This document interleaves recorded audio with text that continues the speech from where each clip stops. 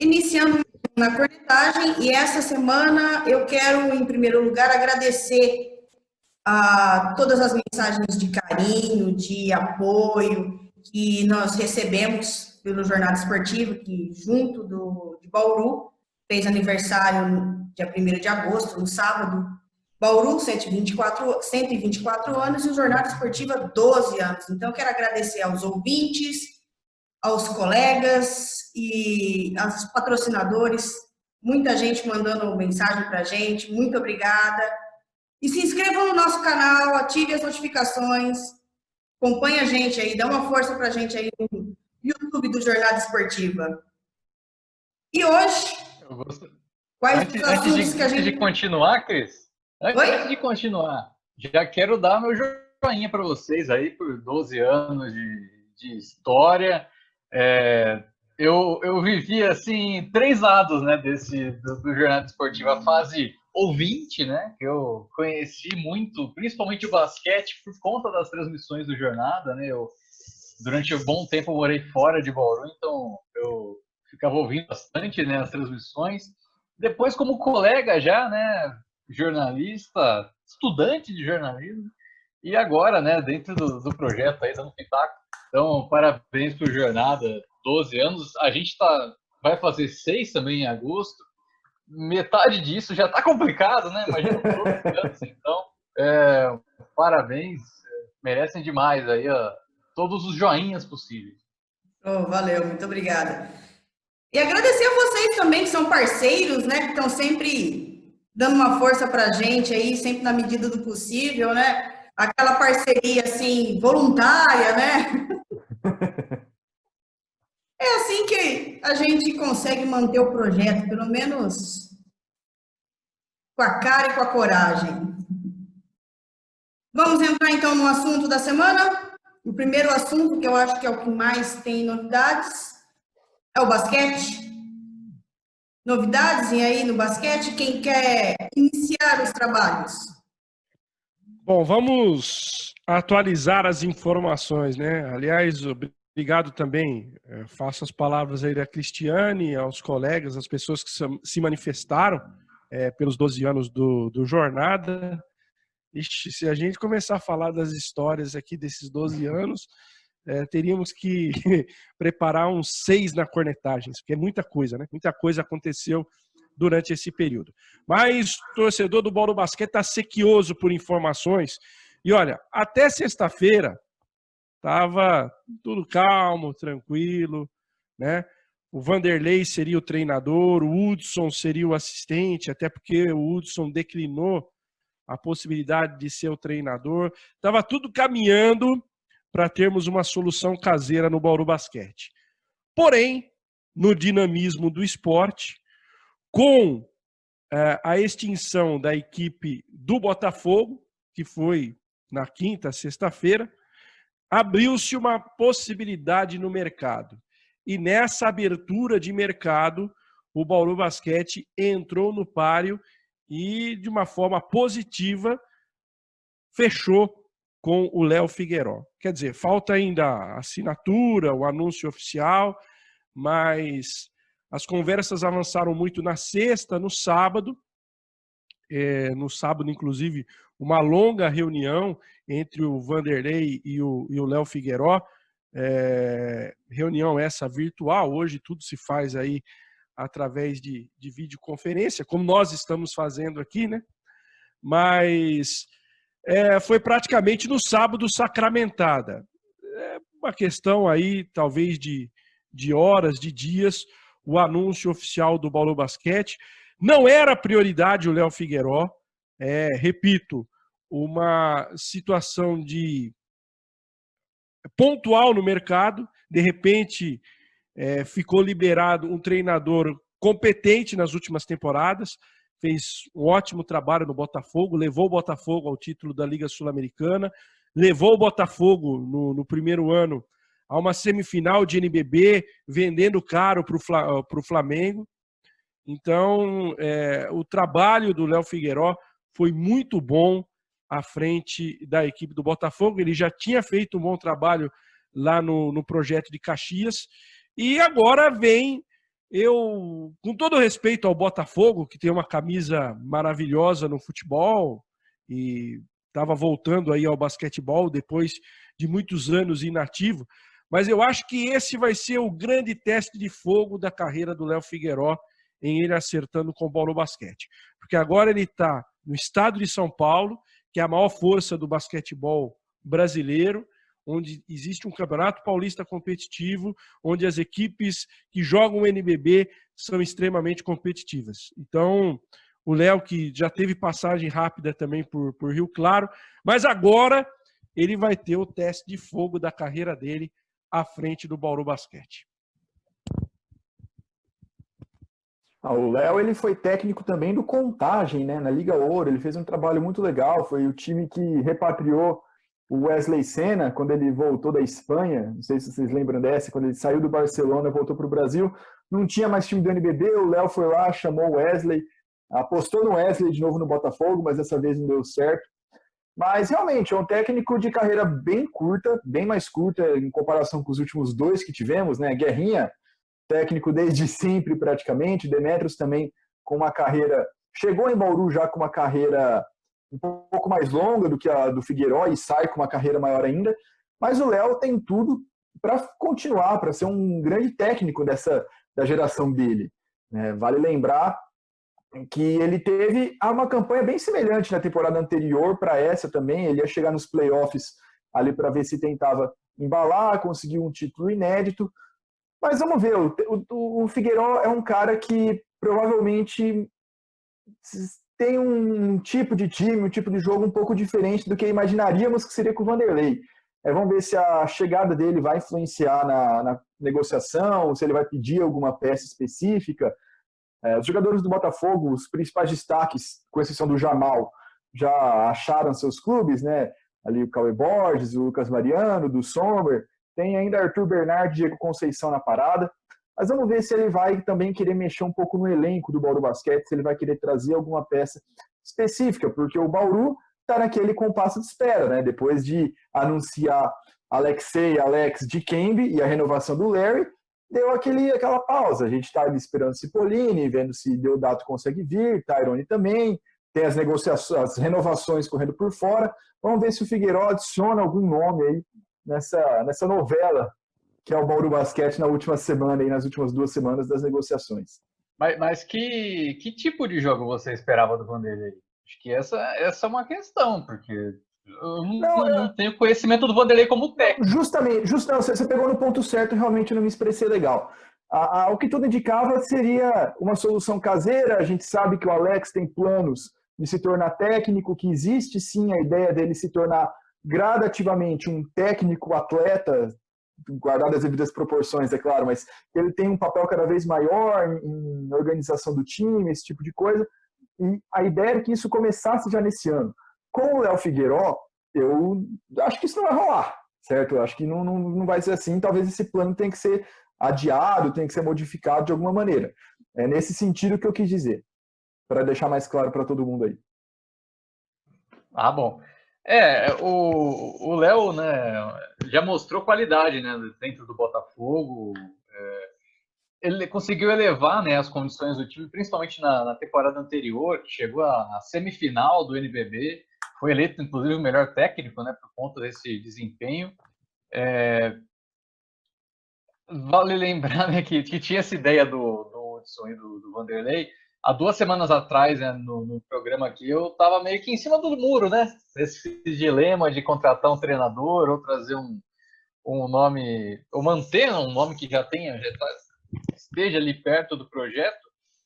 Mas com o passar do tempo eu vi que a opção Vanderlei Hudson seria um pouco perigosa, né? Porque o técnico, ele, na minha opinião, ele tem uma responsabilidade ali que vai acima de 50% dentro do elenco. Se ele ainda trabalhar na montagem do time, isso vai para 60%, 70% do trabalho da temporada. Porque se você pega, né, por exemplo, o Léo Figueiró, o trabalho que ele fez, você não precisa ter um time tão estrelado para ter um resultado positivo, e treinadores que não apresentaram tanta qualidade assim, não apresentam tanta qualidade, não vai ter o resultado esperado, né? Com um número alto de jogadores, né? Igual aquela expressão, né, de ter uma Ferrari com um piloto que não está acostumado a correr com uma Ferrari, né? O piloto que só corre com Fusca não vai conseguir pilotar uma Ferrari. Então, no Bauru Basquete aí, né, um time que tem bastante cobrança, né, agora da torcida, muita pressão, principalmente sobre o treinador, né? Então, precisa ter um cara que tenha foco, né, no total nessa função, tenha conhecimento do grupo, tenha um planejamento de jogo sólido, que é uma coisa que eu não sei se o Vanderlei poderia apresentar, né, porque eu não conheço o trabalho técnico do Vanderlei. Então, precisa ter todas essas considerações, né, para ter esse treinador, né, para ser muito importante para o time, como eu vejo. Não é um investimento gigantesco como é o do Flamengo, então tem que ter um cara que tem esse conhecimento para montar o elenco, para trabalhar o estilo de jogo da equipe e tudo mais. A gente tem muito histórico, muitas referências, né, desses treinadores que, mesmo com não tanto, conseguiram bons resultados. O Guerrinha no Mogi na temporada passada é o mais atual, né, desses exemplos. O próprio Demetrios no Bauru, pós-título, né, com a saída da Gocil, conseguiu jogar muito bem, chegou até, né, a semifinal do NBB novamente, varreu Franca, né, um time que tinha um alto investimento e tudo mais. Então, tem esses exemplos, né? E o Léo já mostrou que tem essa qualidade de tirar o melhor do time, né? Mesmo não sendo um time tão badalado. Acho que ele tem tudo, né, para dar certo no Bauru. E aí, né, essa questão aí do dilema, acho que levou a melhor, né, essa escolha para o melhor treinador. É claro que não foi a primeira opção, né? A ideia inicial era mesmo ter o Vanderlei ou o Hudson, né, nessa ideia, mas aparentemente, né, o próprio Bauru não tinha tanta confiança, né, nessa medida a ser tomada e esse planejamento aí, com essa questão de ter, né, um orçamento para trazer esse treinador, né? Mas foi uma questão de rota no momento certo, né, para o time ter essa opção, e ainda tem tempo para montar, né, o restante do elenco. Já tem um elenco interessante também para trabalhar. É aquilo que a gente falava, né? A partir do momento que o time resolve não ficar com o Demetrios, vai trazer quem? Tá todo mundo empregado. Se não fosse trazer um estrangeiro, não sei se valeria a pena contratar um outro técnico brasileiro.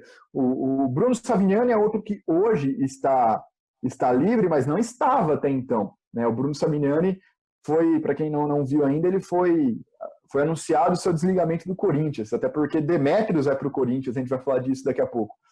Mas seria um nome possível, mas não estava disponível. Fora isso, tem César Guidetti, não tem outros nomes. Então, estavam todos empregados. E o Léo, além de tudo isso que o Rafa falou, ele vai ter tranquilidade. Não que Bauru seja uma equipe que não tem cobrança, nada disso, muito pelo contrário.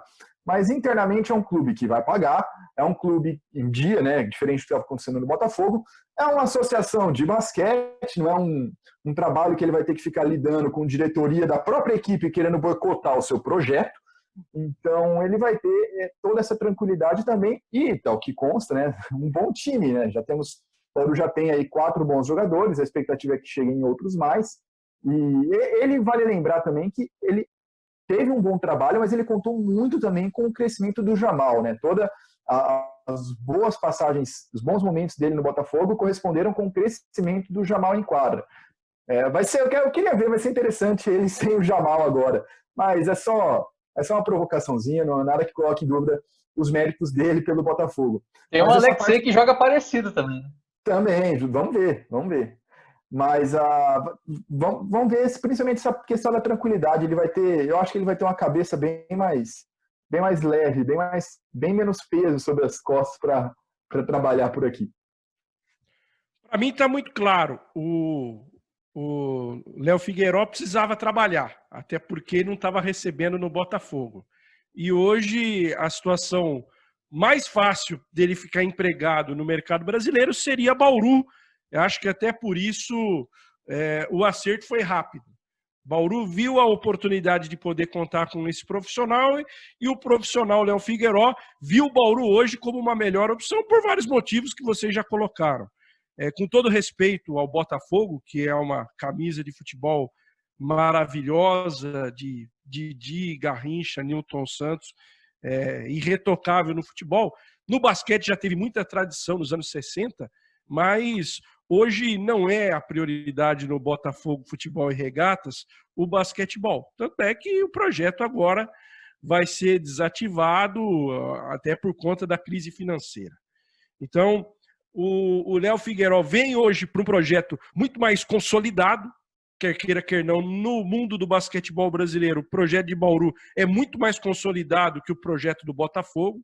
Repito, todo respeito ao Botafogo de Futebol e Regatas. E eu acho que é uma ótima oportunidade para ele, é uma ótima oportunidade também para o Bauru Basquete, que vai ter um treinador qualificado, não vai precisar correr o risco da aventura Vanderlei como treinador, que eu vou deixar bem claro aqui, nada contra o Vanderlei, muito pelo contrário, eu acho que ele vai muito bem na função de gestão, a maneira como ele negocia com os jogadores, as negociações que ele tem feito, inclusive nessa montagem, tem me agradado muito, mas eu conheço o Vanderlei gestor, eu conheço o Vanderlei jogador, foi ídolo, inclusive, do Bauru Basquete, no início dos anos 2000, final dos anos 90, final dos anos 2000. Eu não conhecia, seria uma grande interrogação para todos nós, o Vanderlei como técnico neste momento. Então, acho muito mais sensato nessa oportunidade se acertar com o Léo Figueiró, trazer um técnico que vem tendo ótimo desempenho nos últimos 3 anos, e eu acho que o Bauru Basquete vem muito forte para a temporada. Eu tenho algumas informações ainda do Bauru Basquete, muita gente está me questionando, né, a informação que eu trouxe ao longo da semana. Só um pouquinho, Rafa.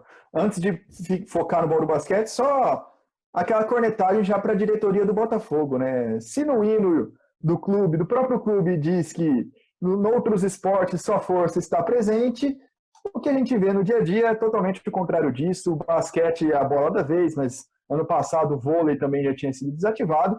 É aquele velho pensamento do Cartola que só liga para o futebol, que a gente já falou aqui vários e vários programas, nem compensa ficar batendo nessa tecla de novo. Mas fica aí a menção desonrosa para a diretoria do Botafogo. Pior que nem no futebol tá conseguindo.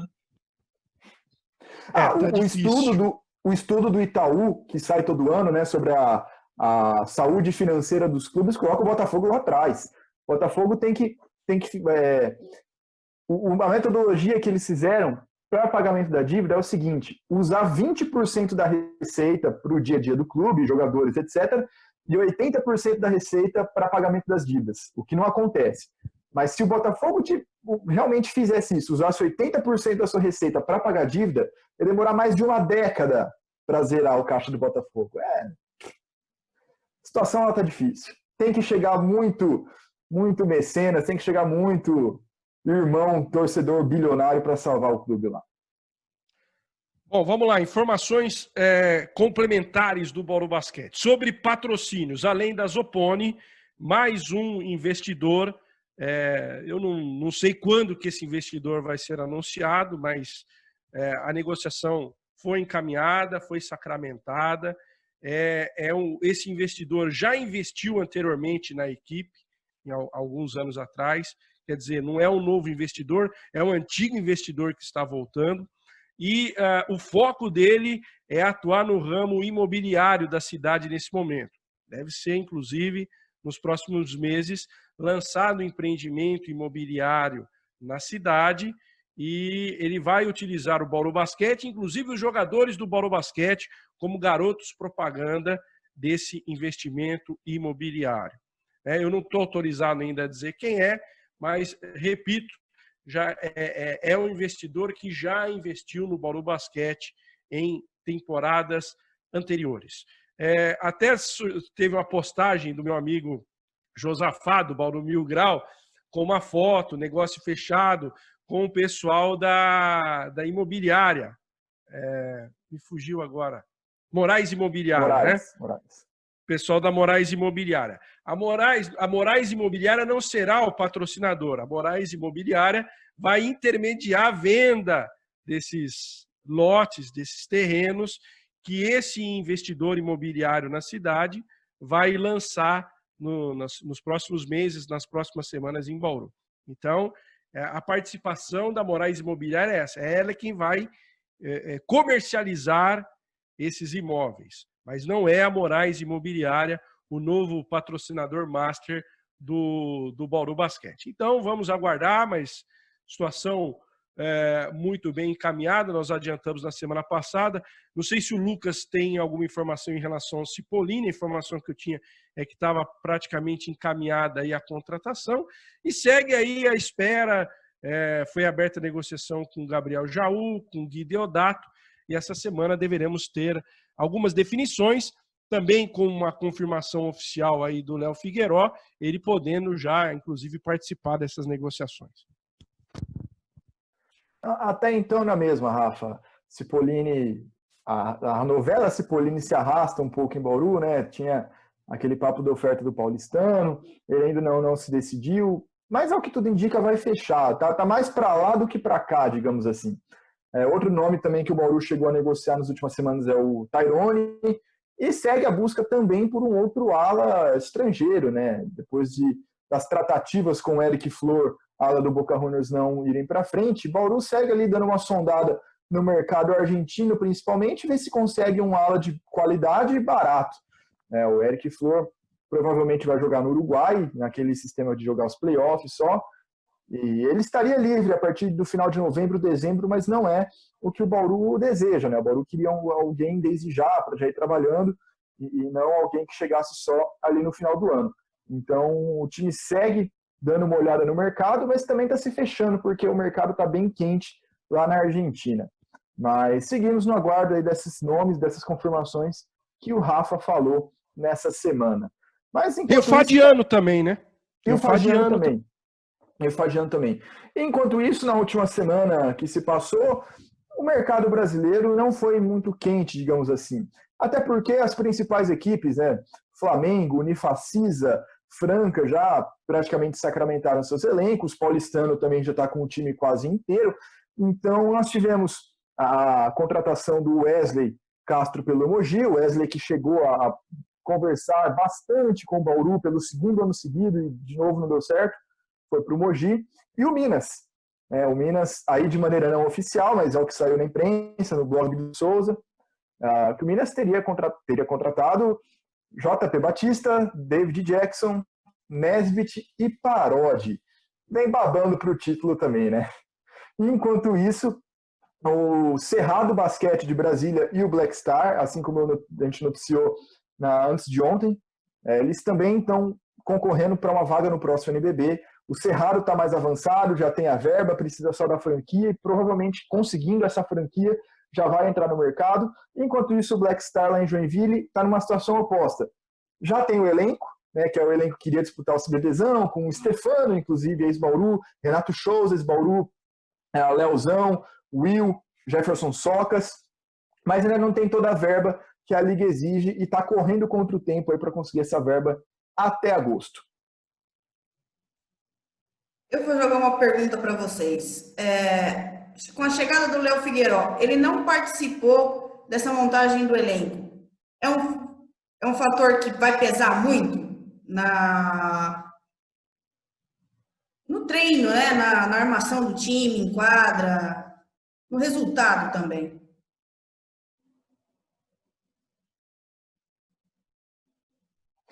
Eu acho que não necessariamente, até porque o Bauru só tem 4 jogadores ainda, né?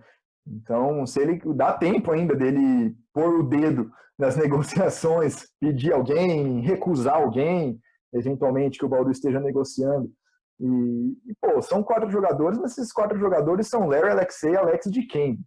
Eu duvido que ele recusaria jogadores desse nível. Eu acho que não. Eu acho que é indiferente nesse caso. E que ele ainda tem muita possibilidade de, se quiser, e se tiver liberdade para isso, influenciar em possíveis ou atuais negociações do time, inclusive. Então, eu acho muito cedo ainda para falar algo sobre isso. Sem falar que desses 4 nomes aí, levando em consideração o Botafogo, né, que foi treinado pelo Figueiró, tem jogadores com semelhanças ali, né? O Alexei semelhante ali ao Jamal na questão de carregar a bola, né, de tentar infiltrações. É claro que o Jamal tem um pouco mais a questão da individualidade, mas coisa que é possivelmente, né, de adaptação ali do trabalho do técnico. O Alex é um cara que encaixa em qualquer esquema também, né? O Larry também tem muita condição nisso, de jogar na 1, na 2. O Dikembe é um pivô dominante, assim como o Figueiró tinha no Lucas Mariano, lá no Botafogo. Inclusive, né, a gente falou na semana passada que o Dikembe atropelou, né, o Lucas Mariano nos 2 jogos que os dois se enfrentaram, né, no último NBB. Então, são, pelo menos nesses nomes aí já apresentados, são jogadores que têm condição de entrar, né, encaixar nesse estilo de jogo do Figueiró. Se o Figueiró também quiser fazer um modelo diferente, não tem problema, porque esses caras têm essa condição de variar. Eu vou usar até uma brincadeira que o Demetrios fez semana passada com a gente. Acho que foi até em off, já tinha encerrado a entrevista, mas a gente continuou batendo papo.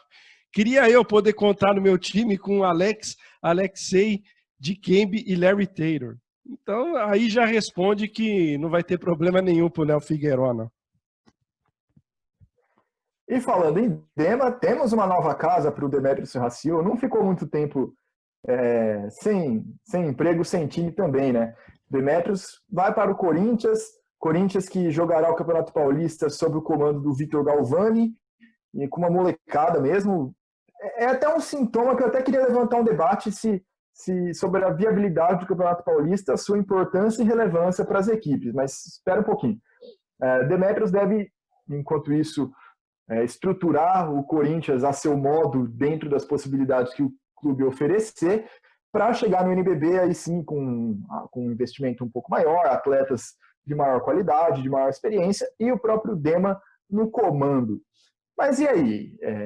Bauru já fez isso em outras temporadas, Mogi até então não tem tanta pressa assim para contratar para o Paulista, ao que parece.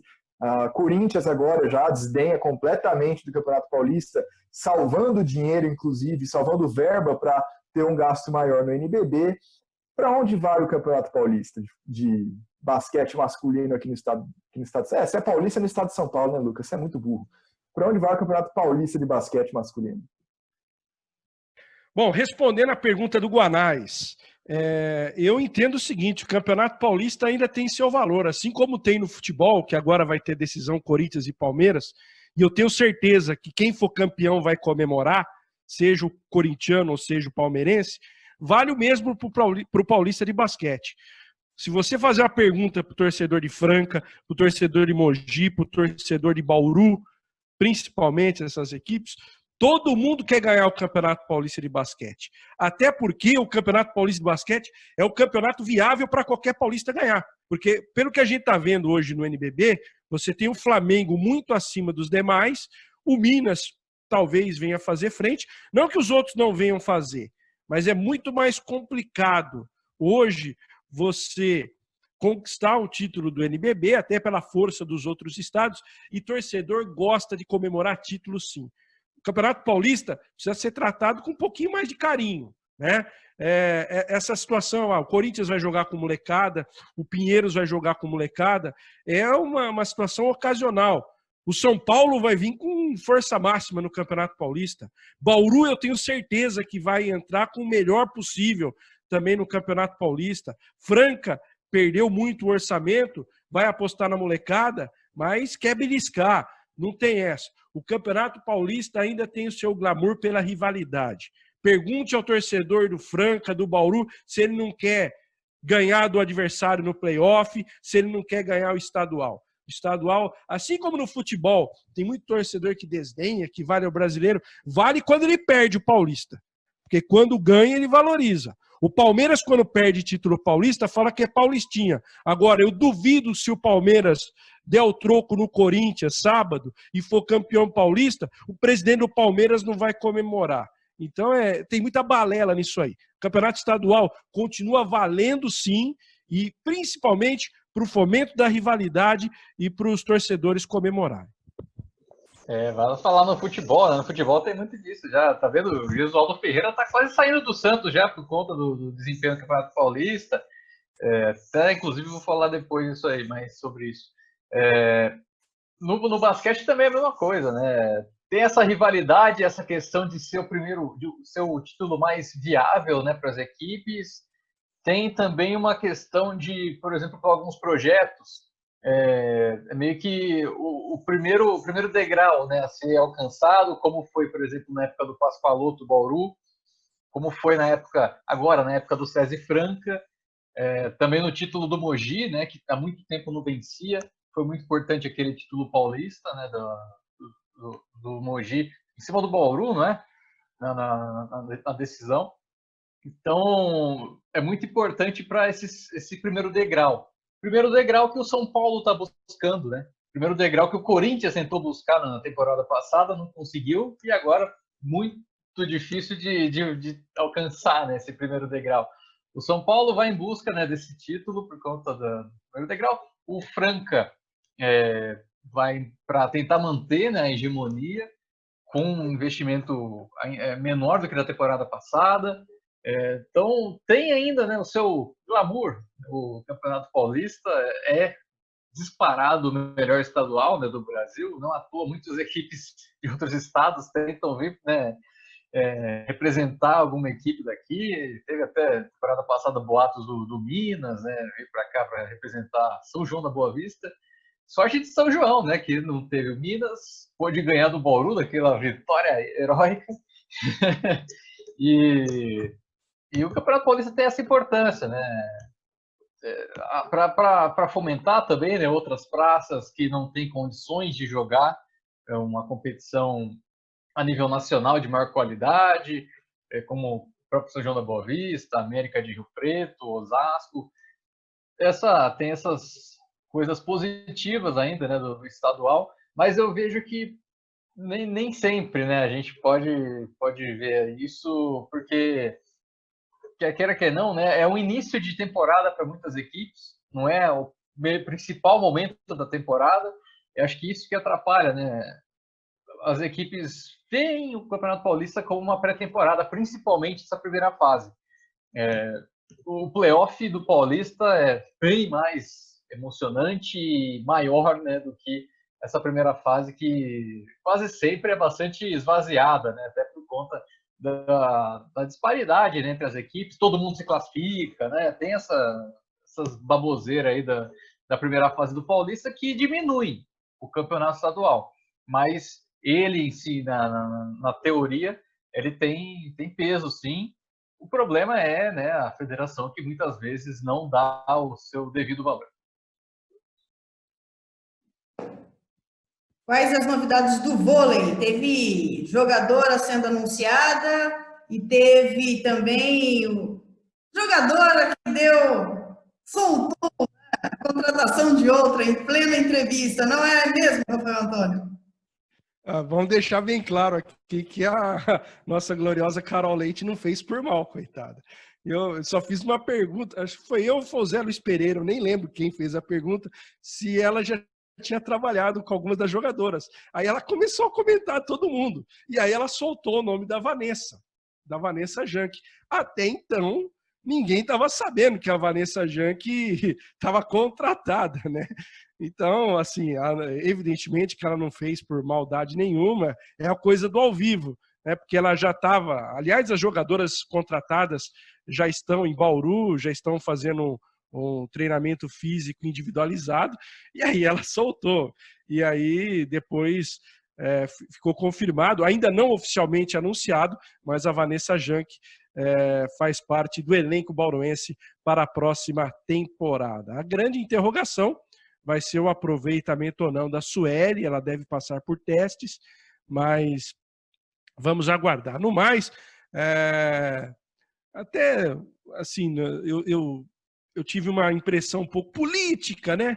Aquela média com a cidade, dia 1º de agosto, anunciar a gloriosa Brenda Castilho, que é a grande contratação, indiscutivelmente, para a temporada, né? Mas me chamou a atenção o anúncio bem no dia 1º, e ela saudar a cidade de Bauru, aquela coisa toda.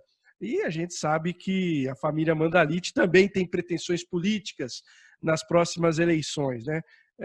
Mas tudo bem, faz parte, e o importante é que foi anunciado oficialmente, e o SESI Vôlei Bauru está aí praticamente pronto para a temporada. Só resta saber quando que vai começar, né? Porque semana passada a Secretaria Estadual de Esportes já liberou. O voleibol já pode iniciar os treinamentos e até competição se quiser, desde que as cidades envolvidas estejam pelo menos na fase 3 do Plano São Paulo. Não é o caso ainda de Bauru, que vive a fase 2 do plano. Bom, pode falar, Guanais. Acho que eu vou me estender um pouco mais aí. Não, vai, eu já me estendi muito no basquete, já, vai aí. Você é uma pessoa extensa, né? Mas me estendendo aqui um pouco, né? É sacanagem. Cada vez mais extenso. Cada vez mais extenso. Terceiro dígito já chegou. Mas vamos lá, deixa pra lá. Isso é assunto para outro programa. Mas as 4 contratações, vamos falar assim, né, do voleibol, né? As 2 apresentadas, né, a Carol Leite e a Pamela, e a Vanessa Yankee, não tão anunciada, mas anunciada, e a Brenda Castilho, né, principal contratação até aqui. Começando pela Vanessa, né, tem já essa passagem por Bauru, uma ponteira passadora. A Mari Casemiro, que está vindo também, é da mesma posição, e eu acho que nenhuma das duas tem condição para ser titular. Eu acho que essa é uma coisa que pega, porque são 2 ponteiras passadoras, justamente na posição que Bauru teve mais problemas na temporada passada. Tanto é que nenhuma ponteira passadora ficou no elenco, né, da temporada passada para cá. A Gabi Cândido, Sário Wright, nem a Gleice.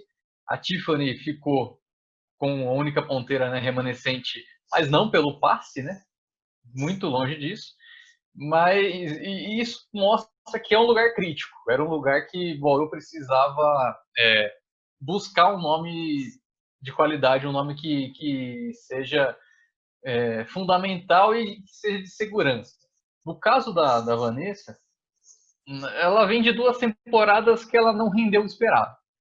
Ela chegou no SESI Vôlei Bauru como titular, foi titular durante o início, né, da equipe, mas foi perdendo espaço para a Gabi Cândido, né, na temporada que a Gabi Cândido apareceu mais aí para o time bauruense.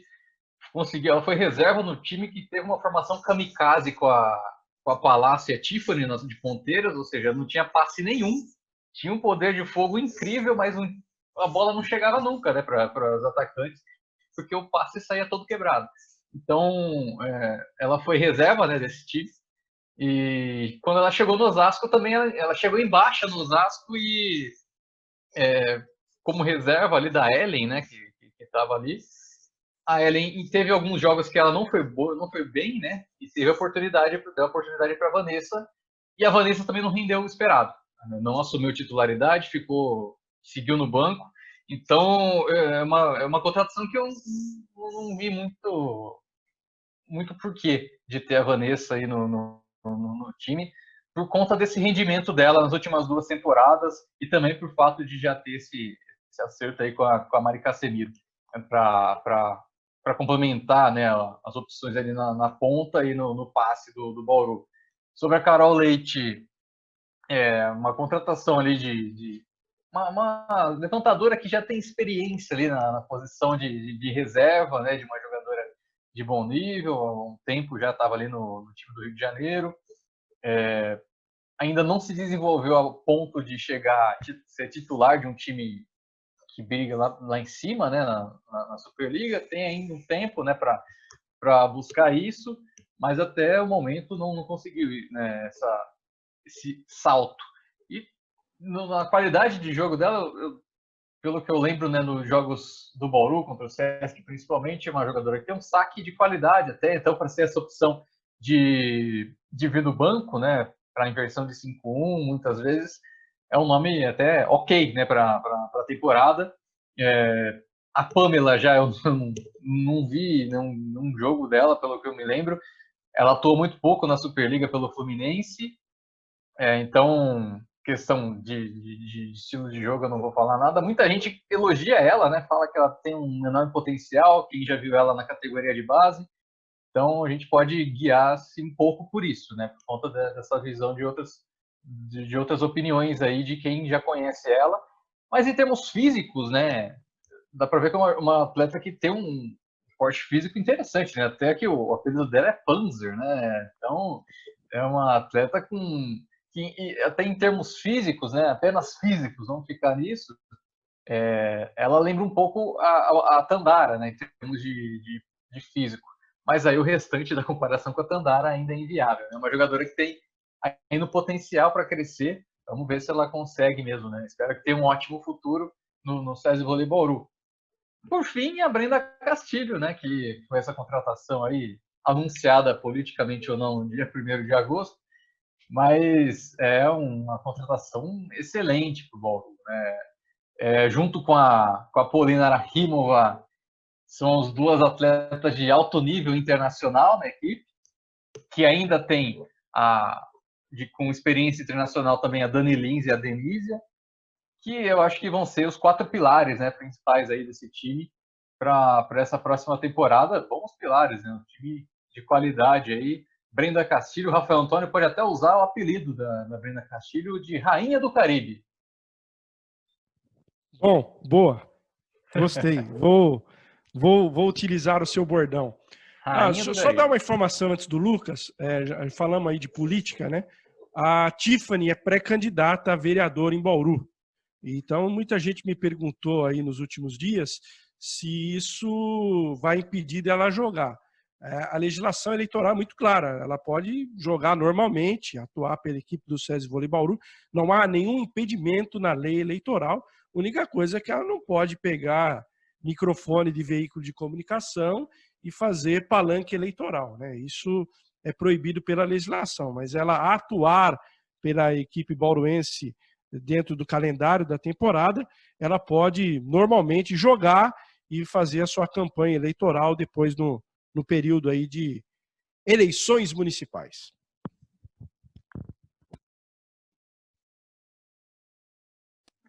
Não, era isso, eu ia fazer uma análise principalmente da Brenda. É muito interessante que o Bauru, apesar, ele tem alguns problemas bem críticos nas temporadas anteriores, como o passe, e em algumas das temporadas o meio de rede também, mas é interessante notar como o Bauru sempre teve um critério, sempre privilegiou muito trazer grandes levantadoras e grandes líberos, né? Desde a Fabíola, a Juma era uma de muito potencial, a Ana Thieme não rendeu, mas também chegou aí com uma grife, chegou com uma grande contratação, né? Como grande destaque daquele ano. Não rendeu, mas a ideia era que rendesse.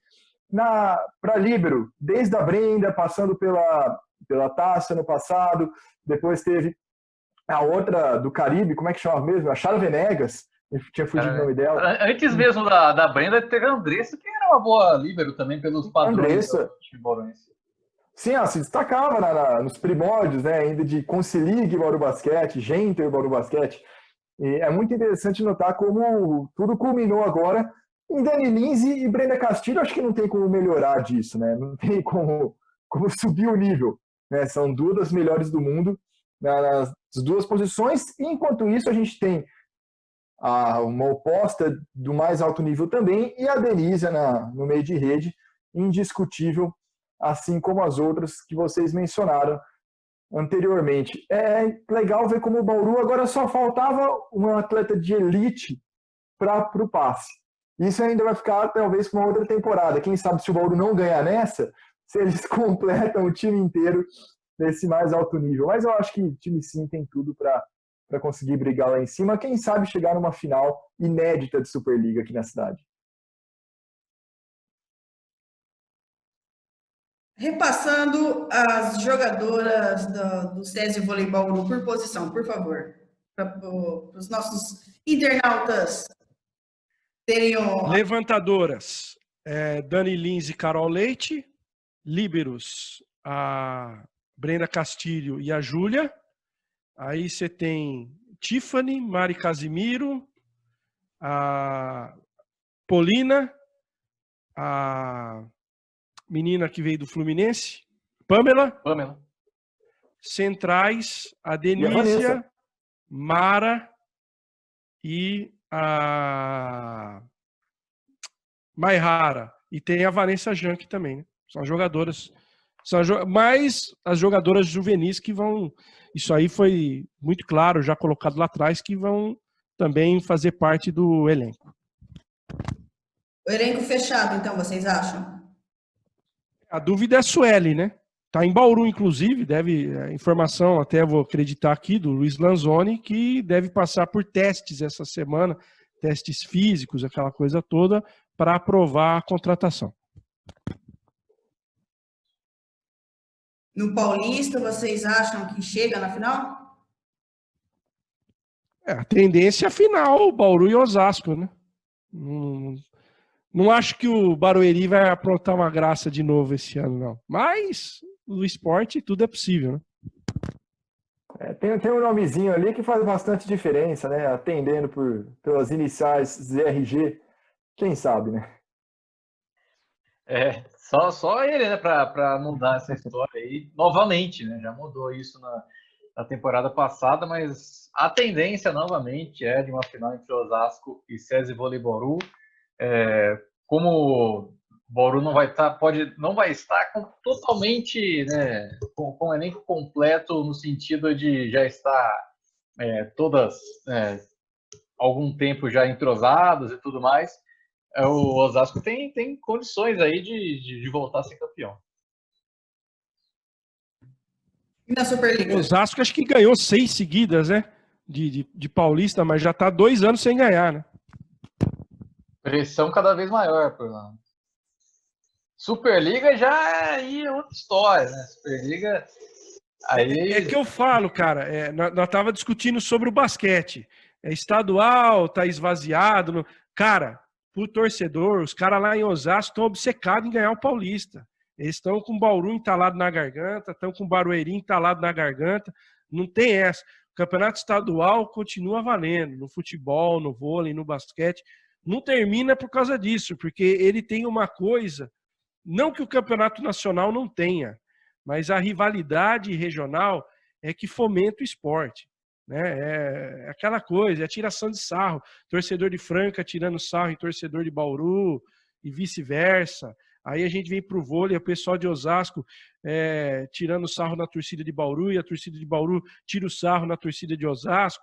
Isso faz parte do esporte. Falando nisso, futebol, teremos Corinthians, o time do VAR, contra o Palmeiras. Não, só antes de partir para o futebol, fazer uma menção aqui, uma homenagem ao Ayrton Nascimento, que faleceu nessa semana.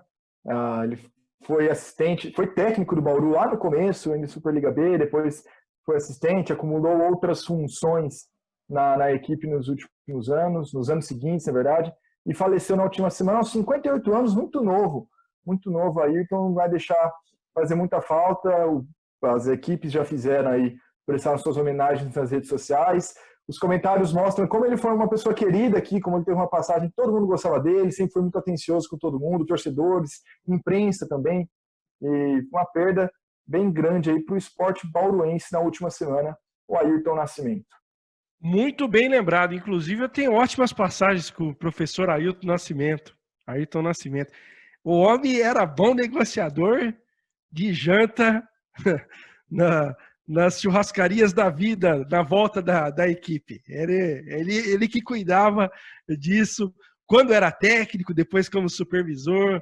Era uma figura humana muito bacana, um bom profissional. Como técnico, teve o seu auge no Solo Tietê, em Macaé, no início dos anos 2000. Depois ele veio aqui para Bauru, quando o time finalmente saiu aí da divisão de acesso e foi para a divisão especial. E ele era o treinador da primeira equipe que chegou à final da Superliga B contra o São José, naquele jogo interminável, né? Começou num dia e acabou em outro. porque estava chovendo forte no ginásio em São José, aí as goteiras não permitiram a realização do jogo no domingo, aí ele foi terminar na segunda-feira em outro ginásio em São José dos Campos. Em outro Uma ginásio. das histórias do Jornada, foi essa final que o Ayrton Nascimento era o técnico. Para iniciar, então, o assunto futebol, Rafael, você tem aí os números do balanço da Feijuca do Noroeste? Parece-me não. Deu mais de R$9.000, acho que 9.300, 9.400, coisa assim. 9.100. 9.100, obrigado.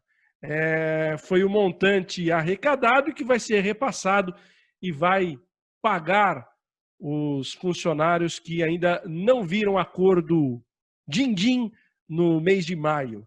Então, os funcionários do Noroeste vão receber esse montante nos próximos dias.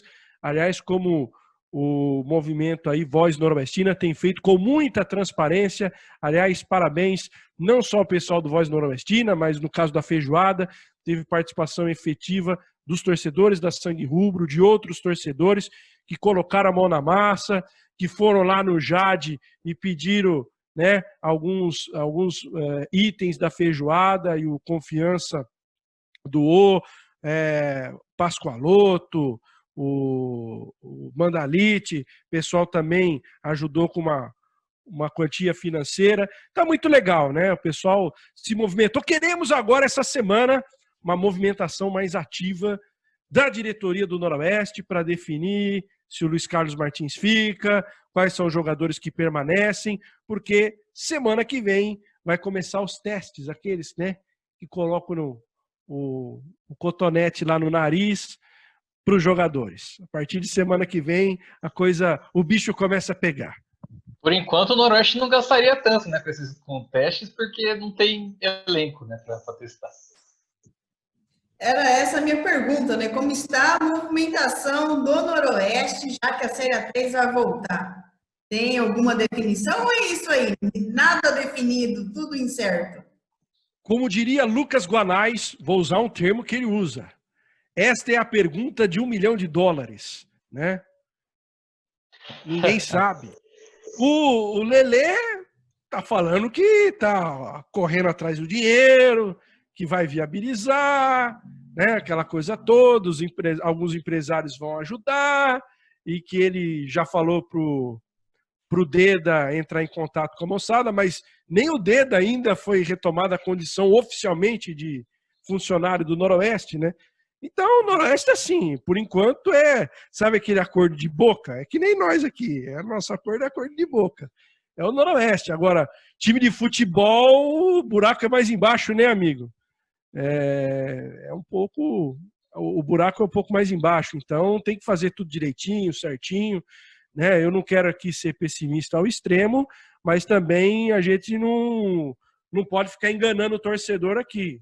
Espero que essa semana tudo isso seja resolvido e semana que vem a gente já possa voltar aqui no programa e dizer, ó, o Luiz Carlos Martins continua como técnico, dos jogadores que faziam parte do elenco, só saíram os 3 que já saíram, o Fabrício, o Renan e o Everton, e vamos tocar o barco visando o acesso para a Série A2. Mas, por enquanto, a gente não pode garantir isso para o torcedor. Vocês estão, como eu, temeroso com o desempenho do time, ou talvez até uma não participação? Eu temo um pouco por isso.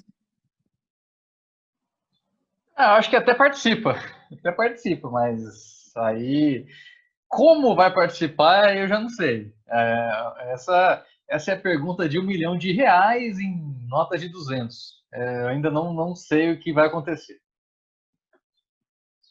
Como diz... Dá para carregar uma mala, né, pô? Nota de 200 é bem fácil de carregar, né? Já dizia Samidana. Mas eu estou mais temeroso com o planejamento da próxima, com quanto essa pandemia e todo esse arrasto nessa temporada pode afetar a próxima temporada, né? Porque se o time, tem que ver se o time vai conseguir ter fôlego para montar, caso não consiga o acesso nesse ano, o que me parece um cenário bem provável, né, de acordo com perder os principais jogadores, está atrasado em relação ao resto dos competidores. se a equipe conseguiria montar, teria fôlego para montar um time para subir na próxima temporada, né? Eu já estou pensando até lá na frente. Se conseguir o acesso nessa, ótimo. Mas se não conseguir, o que eu acho que é o que vai acontecer pelo andar da carruagem, né? É que assim também, né? A gente fica temeroso. Sinceramente, eu não acredito nessa hipótese que o Noroeste não vai participar. O Noroeste vai. Vai, isso aí é indiscutível. Não sei, o Fábio colocou bem. Não sei como, com que jogadores, mas vai. Agora, não é só o Noroeste que está nessa dificuldade. A gente vê. Fiz, inclusive, nesse final de semana, o levantamento das outras equipes. Devo até postar nos próximos dias aí. Nos canais de comunicação do Jornada. Tirando o São Bernardo, que é o único que conseguiu manter todo mundo, e a comissão técnica, Velo Clube, que manteve 80%, Comercial, que manteve 70%, 80%, os demais, todo mundo está com dificuldade. Aí você vai me dizer, o Marília contratou 11. Mas é um outro time, até porque estava mal no campeonato. Então o Marília vem remodelado, o Paulista, que era o Lanterna, vem remodelado. Quem estava na pior no campeonato está tentando ver um jeito de arrumar o time. Agora, tem Barretos. Os jogadores não recebem desde março, todo mundo já entrou na justiça. Mudou o presidente, o cara falou assim, vocês podem voltar, desde que vocês tirem a ação trabalhista. O Olímpia mudou de presidente agora na pandemia, não sabe como que vai voltar. Então tem muito time que ainda é uma grande interrogação do que vai ser feito. Que vão disputar? Vão. Agora, de que jeito é a pergunta, né? Então vamos aguardar um pouquinho mais. É claro que a situação do Noroeste é preocupante, mas não é só o Noroeste que vive esse drama. Para encerrar na cornetagem dessa semana, Paulistão. O que vocês têm a dizer desse Paulistão, dessa reta final, com Palmeiras e Corinthians na final?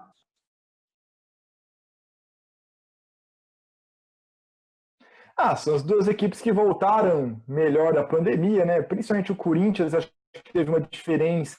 Não que o Corinthians tenha voltado melhor, mas que é um time que mais se viu uma evolução pré-pandemia e pós-pandemia dos grandes, né? O Santos foi a mesma coisa, o Palmeiras não mudou tanto, apesar de eu gostar muito do espaço que eles estão dando, principalmente para o Patrick de Paula e para o Gabriel Menino. E o São Paulo evoluiu, ao que parece, né? A pandemia parece que piorou a situação do São Paulo. Mas foi um dos times que jogaram melhor no mata-mata, na reta final. O Rafa e o Fábio estão esperando eu falar do VAR, no caso do Corinthians, eu tô olhando aqui a carinha deles, mas eu acho que um erro não justifica o outro.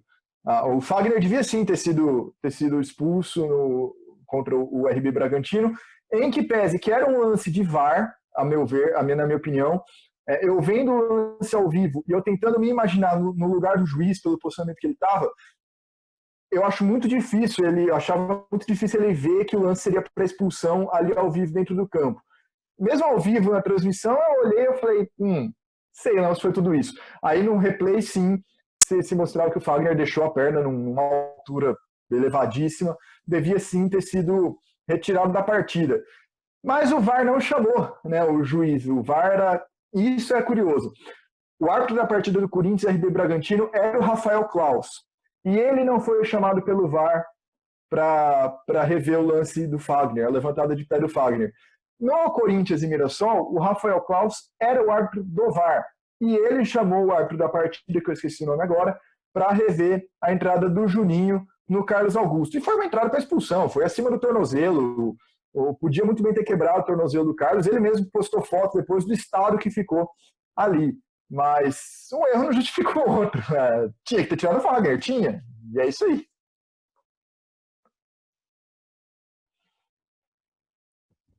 Bom, eu só não concordo muito com o Lucas que o Corinthians evoluiu tanto assim. Não foi tanto, mas... No jogo contra o Palmeiras, o Cássio fechou o gol. Ok, méritos para o Cássio. Incompetência do Palmeiras naquele jogo da volta. Contra o Oeste, jogou mal para burro. O Cássio voltou a jogar bem, e aí mérito lá para o menino que está chutando de fora da área, acertou um chutaço, resolveu o jogo contra o pior time do campeonato. Beleza, classificou. Aí vem as quartas de final, aí muita gente falando, nossa, o Corinthians fez uma atuação espetacular e o Bragantino não jogou nada. Aí você descobre 2 dias depois que, na verdade, o Einstein fez uma lambança lá com os exames dos caras do Bragantino. Então, pode ser para alguns mimimi, mas abala, pô. É a mesma coisa você receber, você fazer um exame, um teste de Covid, aí dá positivo, depois dá negativo, abala a cabeça do indivíduo. Ainda mais o cara que é atleta, tem família, é complicado. Mas tudo bem, o Corinthians passou, o Júlio César deu uma colaborada no primeiro lance do jogo. Enfim, o Corinthians também não tem nada a ver com isso, né? Fez a parte dele e ganhou o jogo. E ontem, eu acho que a expulsão é muito complicado a gente julgar aqui, agora falando sério, brincadeiras à parte, é muito complicado julgar um lance que é interpretativo. Eu só quero dizer uma coisa, se não tivesse o VAR, o árbitro não teria expulsado o jogador do Mirassol, porque no momento do lance, ele deixou bem claro que foi um lance de jogo. Aí o VAR o chamou, e aí ele revendo o lance, tendo o recurso tecnológico, aí ele entendeu realmente que a entrada foi violenta. Não discuto, a entrada foi violenta. Acho até que é uma entrada de jogo, mas foi violenta. E eu só queria questionar uma coisa. Tivemos 2 lances duvidosos para o Mirassol e o VAR não foi chamado. E nem o VAR chamou o árbitro para falar, ó, você não quer dar uma olhadinha na área aqui que o jogador do Mirassol caiu? Você não quer tirar dúvida? Então, é só esse questionamento que eu faço. Os 2 pesos e 2 medidas do VAR. Quando é a favor do Corinthians, o VAR chama o árbitro. Quando é a favor do Mirassol, o VAR não chama o árbitro. Mas não adianta aqui ficar, né, nesse muro de lamentações, quem é anti-corintiano, no caso, não é meu caso, inclusive, eu sou corintiano, mas só estou colocando aqui os devidos pingos nos is. Não adianta também ficar aqui questionando, polemizando, interessa a final agora, Corinthians e Palmeiras, e eu acho que o Palmeiras está muito mais pronto que o Corinthians. O Corinthians está tendo sorte a seu favor, isso é importante, que tem a questão do peso contra o Palmeiras não tem tido bons resultados contra o Corinthians, pode pesar, mas bola por bola, o que o Palmeiras apresentou ontem contra a Ponte Preta foi muito mais futebol do que o Corinthians apresentou contra o Mirassol e nos jogos anteriores. Se eu tivesse que ir numa bolsa de apostas e apostar em alguém, apostaria no título do Palmeiras. Bola por bola, para mim, ninguém levaria esse título, não. Não teve evolução nenhuma, que o Vanessa falou de evolução aí, eu não vi nada disso. Aí, tanto o Palmeiras, que jogo ridículo que o Palmeiras fez na quarta-feira, é isso? Foi um jogo terrível nas quartas de final do Campeonato Paulista. A semifinal eu não cheguei a ver, porque depois que eu vi na quarta não tinha como. Mas ontem jogou bem. Ontem o melhor em campo foi o Lauro, o goleiro da Ponte. O Lauro tá na Ponte? Nossa, não sai de lá. Mas o Corinthians, lógico, ele não tem nada a ver com isso, mas foi meio que ao acaso, né? Tudo foi acontecendo ao acaso pro Corinthians. Tem essa história, né, do Corinthians se deixou chegar, né? Ele vai ganhar, né? Tá indo muito nisso também, né? E com momentos do acaso aí acontecendo, a expulsão no jogo do Mirassol mudou completamente, né, a história da partida. Teve ainda uma falha do goleiro, né, para terminar com a classificação do Corinthians. No final das contas, aí, essa final de estadual está bem nivelada por baixo, mas está nivelada. Não tem uma mínima noção de de quem vai ser campeão, né, nesse Campeonato Paulista, porque ninguém merece ser o campeão. Mas brincadeiras à parte, né? O Palmeiras tem elenco para jogar muito mais do que tem mostrado. O Corinthians, do que estava acontecendo antes da pandemia, conseguiu ter os resultados positivos que que necessitava, e agora tem essa decisão aí que eu não vou arriscar nenhum palpite. Fica só minha corneta, né, pro Santos, que vai estar perto de demitir o Gesualdo Ferreira aí. Ele acabou sendo eliminado por questão da expulsão do Marinho, né, nas quartas de final, e agora vai sobrar para ele, né? O péssima administração do Santos, com o José Carlos Pérez prontando 1001 ali na presidência, vai sobrar para o técnico Gesualdo Ferreira. E agora estão indo atrás do Cuca. Que beleza, hein? Tá tendo a renovação no Santos, vai atrás do Cuca. Não, só 2 pontos aqui. Primeiro que eu não falei que o Corinthians estava bem, eu falei que ele estava melhor do que no antes da pandemia. Segundo que realmente, bola por bola, quem jogou melhor, quem fez um melhor Campeonato Paulista, a meu ver, foi o Bragantino. Foi o RB Bragantino Red Bull, foi que ali conseguiu apresentar algo de diferente no Campeonato Paulista. Enquanto ao Santos, o Gesualdo, ele meio que foi contratado por ter nascido em Portugal apenas, mas ele não pode levar essa nas costas dele, né? O time que 2 semanas atrás estava com um caminhão de jogador entrando na justiça contra o próprio clube, o ambiente é péssimo. Então, lá, pode seguir? Pode. Tomada 2. Continuando aqui, fechando o assunto Santos, né, já que tivemos uma queda na gravação, o ambiente lá é péssimo, e não é justo cair nas costas do Gesualdo. Mas é aquela coisa, né? O teto lá é de vidro, ele já não era um técnico tão experiente, não tinha tido grandes trabalhos na carreira, e provavelmente vai dar lugar agora para um técnico que está mais acostumado a esse caos, que é os bastidores aqui do futebol brasileiro. Grande Cucabol pode estar de volta.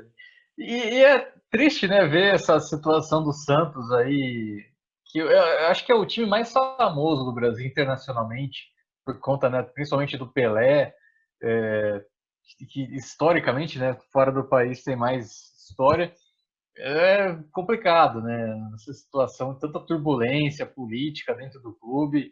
É triste de ver, né, um time nessa situação. O próprio mesma coisa também dá para falar do Botafogo, né, outro time com uma história ali de grandes nomes. É o próprio Rafael falou no programa hoje. Então, futebol brasileiro aí sangra um pouco mais, né, com essas tragédias nesses clubes. Rafael? Eu já vou para minha cornetagem e para o meu joinha.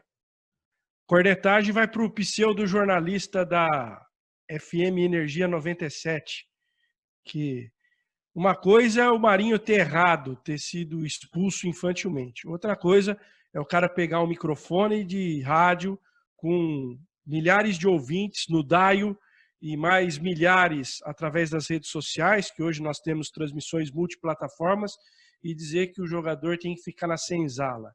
Então, E depois não adianta ficar pedindo desculpa, foi mal o que eu falei. As pessoas precisam entender que quando estão com o microfone, com um veículo de comunicação na mão, tem que medir o que fala, tem que saber o que fala e tem que ter consciência do que fala.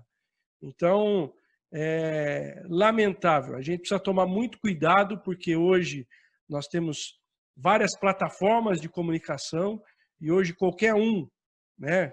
E eu acho legal isso, não sou contra. Eu acho que as redes sociais estão aí para democratizar o espaço para todo mundo. Eu acho que todo mundo tem que ter espaço, não sou contra isso. Mas a partir do momento que você tem um espaço, você tem que ter responsabilidade no que você fala. Se você fala bobagem, você tem que arcar com as consequências. Então, que esse cidadão, que eu nem sei o nome dele, não quero saber também, mas que ele agora seja não punido, mas que ele responda criminalmente pelo processo de racismo, pela bobagem que ele falou no jogo da quinta-feira entre Santos e Ponte Preta. Pelo menos não falou que foi mal interpretado ou que foi fora do contexto, né? Porque esses dois papinhos aí estão rolando muito, né, atualmente, e mais uma situação, né, patética envolvendo aí racismo, pessoas, vamos dizer assim, públicas, né, que tem o microfone. tem que né, saber usar, né, Rafa Antônio? 12 anos aí de jornada esportiva é é um exemplo aí para falar. Graças a Deus, até hoje não fomos processados. Tá certo que algumas vezes até teve ameaça, mas não rolou, né? Então, eu acho que isso é importante. Eu acho que todo mundo, liberdade de expressão, eu acho que todo mundo tem direito de ter. Falar o que pensa, todo mundo deve falar.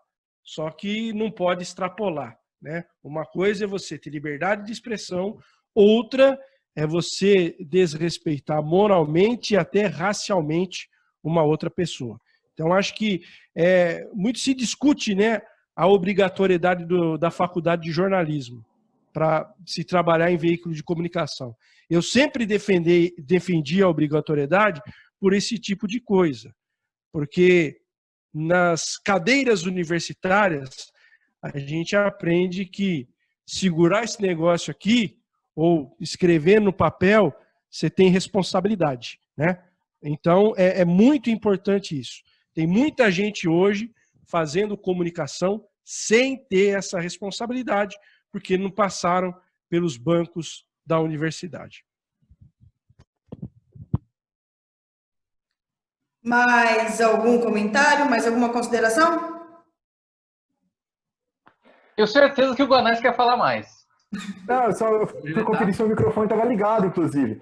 Não, meu joinha vai realmente, mais uma vez, aí para os 12 anos da jornada, para uma homenagem também para toda a carreira e vida do Ayrton Nascimento. E a minha cornetagem, mais uma vez, no futebol, né? Em primeiro lugar, torcida do Flamengo recepcionando Domenech Torrent no aeroporto, né? Fazendo aquela aglomeração bonita, estamos tudo bem, não estamos com 100 mil mortos no país, está tudo lindo e maravilhoso.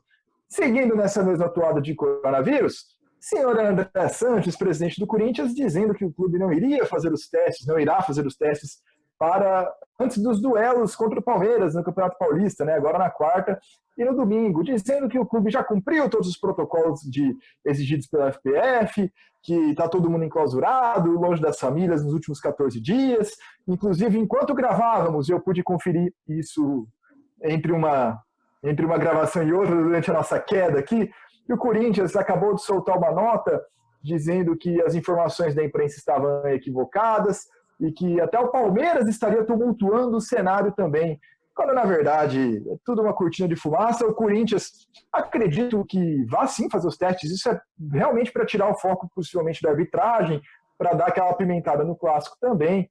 E no final das contas vai ter que acabar fazendo o teste, e se porventura essa palhaçada for levada adiante, que o Palmeiras se recusa a entrar em campo, no mínimo, já que é para jogar problema no ventilador, que se jogue de uma vez. Também o Palmeiras não pode compactuar com isso. O André Sanches está fazendo ali uma cortina de fumaça, tentando desviar a atenção não sei do que, usando a saúde das pessoas, brincando, ignorando o fato que tem 100 mil mortos no país. Inadmissível, mais uma vez, a diretoria dos nossos esportes, principalmente do nosso futebol, no mundo totalmente à parte, né? No mundo de faz de conta, no mundo de fantasia, me faltam adjetivos para isso. Beleza, então. Vamos encerrando o nosso Na Cornetagem desta semana, que já se alongou bastante. E eu quero deixar aqui um grande beijo para a Arlene de Freitas, que sempre está acompanhando Na Cornetagem, está sempre acompanhando qualquer transmissão, qualquer jogo, até os programas lá na 87 FM. Hoje é aniversário. Ela é fã do Fábio. Sim, ela é fã do Fábio. Quero deixar meu beijo para ela, que hoje é aniversário dela. Muitos anos de vida, muitas felicidades, muita saúde, principalmente nessa época. E para você que aguentou a gente até agora, se inscreva no nosso canal, ative as notificações, acompanhe as nossas redes sociais, no Instagram, no Facebook, no Twitter, do Jornada Esportiva, do Locomotiva Esportiva, que sempre vai ter um assunto legal para você. E muitas novidades também. Um grande abraço a todos, muito obrigada pelo carinho, pelo aniversário do Jornada Esportiva no sábado e até a próxima semana.